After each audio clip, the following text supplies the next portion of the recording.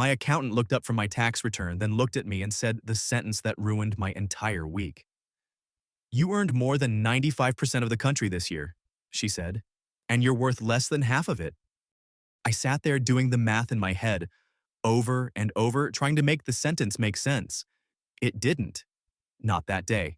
It took me almost 2 years to understand what she actually meant, and once I did, it rewired how I think about money completely.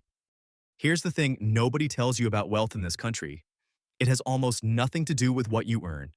I've met people clearing $400,000 a year who are one missed paycheck from panic, and I've met a woman who never once broke 70,000 who retired at 51 with more sitting quietly in accounts than most surgeons will ever see. The gap between those two people isn't talent. It isn't luck. It's 10 small decisions, repeated so many times they stop feeling like decisions at all. I'm going to give you all 10, but 2 of them are going to sound wrong when I say them out loud. The kind of wrong that makes you want to argue with your screen. And one of them is the exact sentence my accountant said to me that day, explained in full near the end. So stick around for that one. It's worth the wait. Let's start with the mistake almost everyone makes first, including me for most of my 20s. You've been told to budget, track every purchase, cut every subscription, feel guilty about coffee. And that approach fails almost everyone who tries it. Not because people lack discipline, but because willpower is a terrible long-term strategy against a system that's engineered to outlast it. Paychecks land on Friday. Bills come due on the 1st. Every single day in between is a small test, and eventually, everyone fails a test they have to take daily for 40 years straight. So the real shift isn't willpower. It's architecture. Build the system so the good decision happens automatically, before your brain even gets a vote. Behavioral economist Richard Thaler tested this decades ago with a program that automatically increased employee savings rates alongside future raises, without requiring anyone to make an active choice each time. The employees in that program ended up saving 3 to 4 times more than people earning the exact same income who had to opt in manually. Same paycheck, same person. The only difference was removing the moment where willpower was required. That's shift 1. Design the decision out of your day. Here's something that should sting a little because I promised you honesty, not comfort. The version of you that will start saving once things settle down doesn't exist. She's never existed. Things don't settle down. You just get better at moving forward inside the chaos or you don't. Shift number 2 is the one that's going to sound backwards, so brace yourself. Stop chasing raises. Start chasing invisibility. I don't mean disappearing. I mean this. Let your income rise while your lifestyle stays exactly where it is. I know an engineer in Austin, 28 years old, who got 3 raises in 4 years and never once upgraded his apartment, his car, or his weekend spending. His coworkers thought he was cheap. He wasn't cheap. He understood something they didn't. The space between what you earn and what you spend isn't leftover money. It's a second income, growing in the dark while everyone else spends theirs the moment it clears. The uncomfortable part is that lifestyle creep never announces itself as a mistake. It shows up disguised as a reward you earned. That's exactly what makes it so easy to justify and so hard to notice. Now here's shift number 3, and this is the one that quietly changed my accountant's sentence into something that made sense. Stop saving whatever's left at the end of the month. Save a fixed percentage first and build your entire life around what remains. Most people do it backwards. They spend, then save the leftovers, and there are almost never any leftovers because spending always expands to meet whatever's available.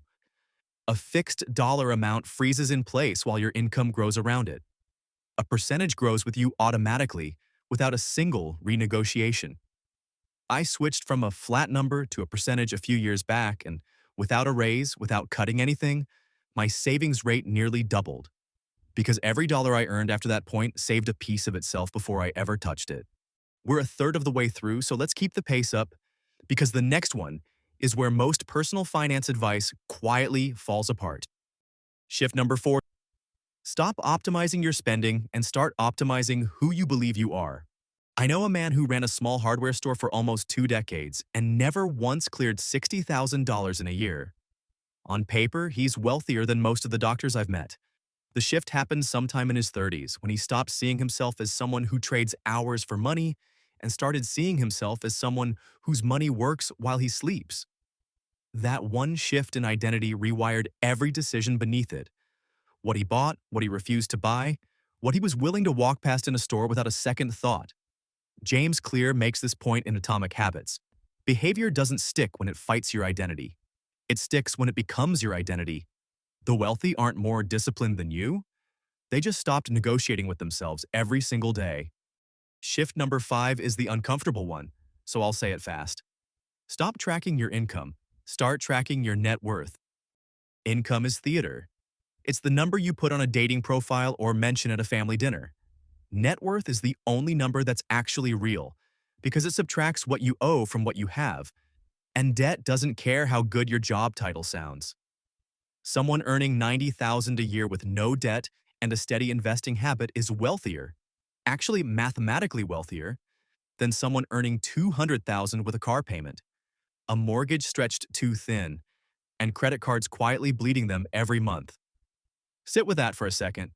You already know someone who fits that second description. It might even sting a little to admit it could be you. Here's your reward for staying through that one. Once you start tracking net worth instead of income, something shifts in you permanently. You stop caring what other people drive. Not because you're pretending not to care, you genuinely stop, because you can finally see the truth in real numbers. The flex was never the wealth. The flex was the debt dressed up and standing in a driveway. Let's move faster because there are 5 more, and they build fast. Shift number 6. Automate the investing exactly the way you automated the saving. Waiting for the right time to invest is a fantasy dressed up as caution. Putting a fixed amount into a simple, low-cost index fund every single month, regardless of headlines, regardless of fear, regardless of your cousin's crypto tip at Thanksgiving, has quietly beaten almost every attempt at perfect timing across any 20-year window in American history. Shift number 7. Ask for more once a year, every year, even when it feels awkward. People who ask for raises get them roughly 70% of the time. Almost nobody asks. Not because they'd be rejected. Because the 10 seconds of discomfort before asking feels worse than years of being underpaid after staying silent. Shift number 8. Go deep on one skill that compounds instead of wide across 10 that expire. Wealthy people generally aren't smarter. They picked a lane early and stayed in it long after everyone else got bored and wandered off towards something shinier. Shift number 9. Protect your time like the asset it actually is, because it's the only one you can never buy back at any price. And shift number 10, the quiet one people skip because it doesn't feel like it belongs on a money list at all. Choose your 5 closest people on purpose. Your habits, your spending, your entire financial trajectory drifts toward their average whether you notice it happening or not. Now here's the sentence my accountant actually meant.